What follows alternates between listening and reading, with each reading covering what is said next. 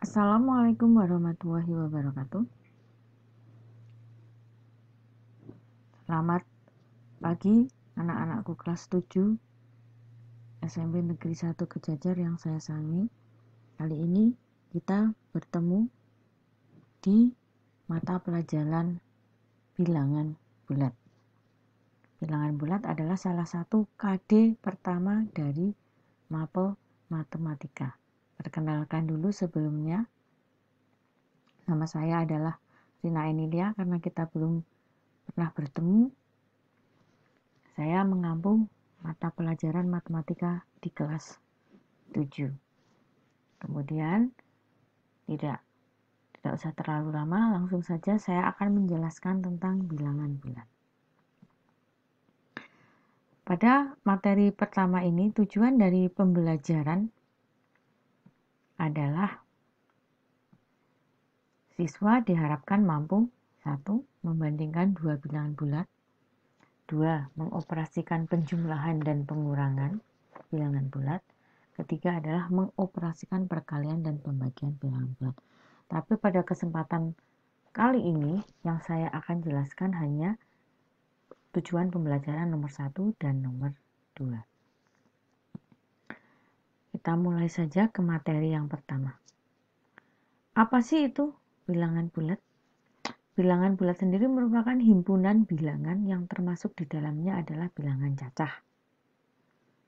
Saya yakin kalian sudah tahu semua apa itu yang dimaksud dengan bilangan cacah ya. Dari SD, bilangan cacah adalah bilangan yang dimulai dari angka 0, 0, 1, 2, 3, dan seterusnya. Bilangan asli adalah bilangan yang diawali dari angka 1, 1, 2, 3, 4. Kemudian bilangan prima adalah bilangan yang hanya bisa dibagi oleh bilangan itu sendiri. Bilangan komposit, bilangan 0, bilangan 1, bilangan negatif, bilangan ganjil, dan bilangan genap. Bilangan bulat didapatkan ketika kita menggabungkan bilangan negatif dengan bilangan cacah. Lambangnya adalah huruf Z yang berasal dari bahasa Jerman yaitu Zahlen dan berarti bilangan. Jadi himpunan anggota dari Z ini adalah negatif 3 ini dan seterusnya, ini tanpa ada batasnya, negatif 3, negatif 2, negatif 1, 0, 1, 2, 3, 4, dan seterusnya tanpa ada batasnya. Kemudian selanjutnya adalah garis bilangan. Garis bilangan ini adalah ditandai oleh bilangan 0 yang berada di tengah-tengah antara bilangan bulat negatif dan bilangan bulat positif. Bilangan bulat positif itu dimulai dari angka 1, 2, 3, dan seterusnya. Dan sedangkan bilangan bulat negatif ditandai dengan negatif 1, negatif 2, dan seterusnya. Selanjutnya adalah arah bilangan. Arah bilangan. Tadi kalau kita sudah melihat dari garis bilangan, sekarang ke arah bilangan. Arah bilangan bulat ditunjukkan dengan simbol positif. Tadi ya, ada positif 1, 2, 3, dan seterusnya. Atau negatif, yaitu ada di sebelah kanan 0 atau di sebelah kiri 0 pada garis bilangan. Selanjutnya adalah bilangan bulat positif. Apa sih bilangan bulat positif itu? Bilangan bulat positif adalah bilangan yang bernilai positif dan dimulai dari bilangan 1 ke atas dan seterusnya. Contoh bilangan bulat positif yaitu 1, 2, 3, 4, 5, dan seterusnya. Kemudian, bagaimana dengan bilangan bulat negatif? Bilangan bulat negatif adalah bilangan yang dimulai dari bilangan negatif 1 ke bawah. Kalau yang tadi ini adalah 1 ke atas, sedangkan negatif 1 ke bawah. Contoh bilangan bulat negatif yaitu negatif 1, negatif 2, negatif 3, dan seterusnya. Oke, kemudian yang tadi ditandai dengan bilangan 0. Bilangan 0 itu bukan bilangan positif ataupun bilangan negatif, serta 0. Oke, kita ambil contoh. Saya berikan contoh soal untuk garis bilangan. Sebutkan anggota dari bilangan antara negatif 5 dan 4. Maka yang pertama adalah dibuat dulu garis bilangan yang ditandai dengan 0. Kemudian angka 1, 2, 3, 4, 5 dan negatif 1, negatif 2 dan sampai dengan negatif 5. Karena ini adalah antara, maka di sini ditandai di negatif 5. Selanjutnya sampai dengan 4. Maka siapakah anggota bilangan tersebut? Nah, anggotanya adalah negatif 4, negatif 3, negatif 2, negatif 1, 0, 1, 2, 3, dan kenapa kok negatif 5 dan 4 ini tidak ikut? Karena di sini soalnya adalah antara. Jadi negatif 5 dan 4 itu tidak masuk ke dalam anggota bilangan tersebut. Oke, lanjut lagi. Sekarang kita mulai dengan operasi penjumlahan dan pengurangan bilangan bulat. Penjumlahan.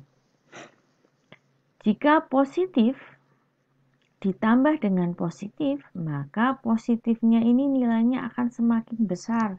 Contohnya adalah positif 2 ditambah dengan positif 2. Maka nilai positifnya menjadi positif 4, maka dia semakin besar.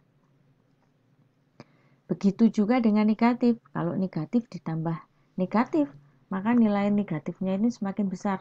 Misalnya negatif 2 ditambah dengan negatif 2, maka menjadi negatif 4. Maka dia nilai negatifnya itu menjadi semakin besar atau semakin kecil karena dia bernilai negatif.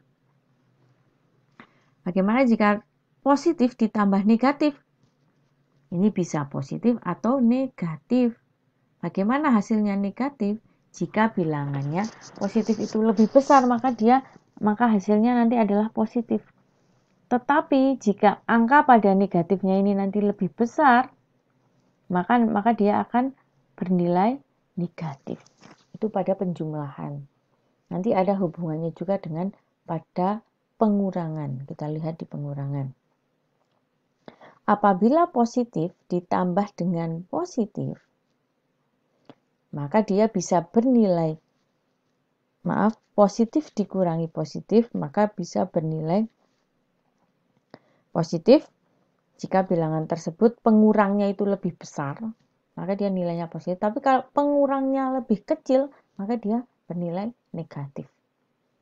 Jika negatif dikurangi negatif, maka akan sama dengan negatif ditambah positif, kembali lagi ke penjumlahan ini. Hasilnya bisa positif atau negatif. Bagaimana jika positif dikurangi negatif? Maka menjadi positif ditambah positif, juga akan kembali ke penjumlahan, operasi penjumlahan yang sebelumnya. Oke, kita lihat saja. Selanjutnya adalah contoh soal untuk operasi penjumlahan dan pengurangan tersebut. Contoh soal yang pertama. Negatif 10 ditambah 5 sama dengan negatif 5. Seperti tadi operasi yang sudah saya jelaskan sebelumnya, jika nilai pada negatifnya ini semakin besar, maka dia hasilnya adalah negatif. Logikanya begini. Udin meminjam. Anggaplah negatif ini meminjam. Udin meminjam 10 kelereng. Setelah dikembalikan 5 kelereng, maka berapa kelereng yang masih dipinjam Udin? Masih 5 kan? Tadi saya ulangi, negatif ini adalah meminjam. Nah, ini. Selanjutnya adalah contoh lagi. 10 dikurangi negatif 5. Kenapa kok sama dengan 15? Karena negatif bertemu negatif itu hasilnya positif. Maka sama saja dengan 10 ditambah dengan 5. Maka dia menjadi 15 logikanya. Ingat tadi kalau negatif itu adalah meminjam. Udin punya 10 kelereng. Ia pinjamkan 5. Setelah dipinjamkan langsung diminta lagi. Maka berapa sisa kelereng di Udin? Masih 15. Jadi tidak berkurang sedikit. Masih 15. Selanjutnya di contoh yang ketiga. Negatif 10 dikurangi 5 sama dengan negatif 15. Seperti operasi pengurangan yang sebelumnya, jika ada negatif ditambah negatif, maka hasilnya negatif, menjadi nilai negatifnya menjadi lebih kecil. Kalau saya bilangnya menjadi lebih besar agar memudahkan, karena 10 tambah 5 jadinya 15, meskipun di sini adalah operasinya adalah negatif. Logikanya tadi negatif meminjam, Udin meminjam 10 kelereng. Setelah itu dia meminjam lagi 5 kelereng. Maka berapa kelereng yang dipinjam Udin? Totalnya adalah 15 kelereng. Ini adalah contoh-contoh soal untuk operasi bilangan penjumlahan dan pengurangan. Sekian, terima kasih. Semoga penjelasan ini dapat menambah ilmu untuk kalian. Untuk soal selanjutnya akan saya berikan pada link grup kelompok. Terima kasih, sampai jumpa kembali pada pertemuan yang akan datang. Wassalamualaikum warahmatullahi wabarakatuh.